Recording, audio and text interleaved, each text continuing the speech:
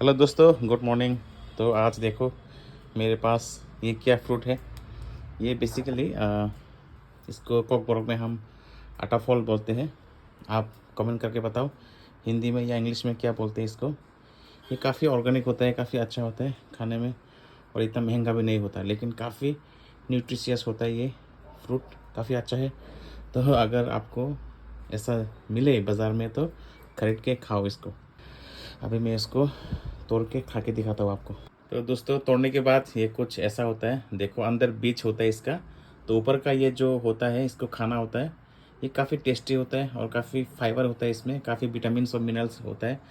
और अंदर का जो बीज होता है उसको खाने के बाद फेंक देना है। तो दोस्तों, अभी मैं खाने जा रहा हूँ अटाफल फ्रूट। काफ़ी टेस्टी होता है ये।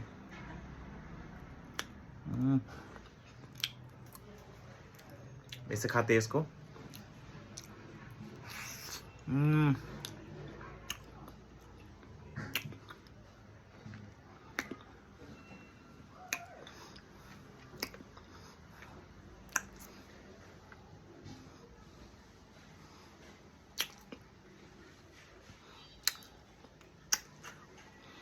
ये देखिए इसका बीज होता है, अभी अभी बचा हुआ है। ये काफ़ी अच्छा है, भरपूर विटामिन, फाइबर और मिनरल्स होता है इसमें।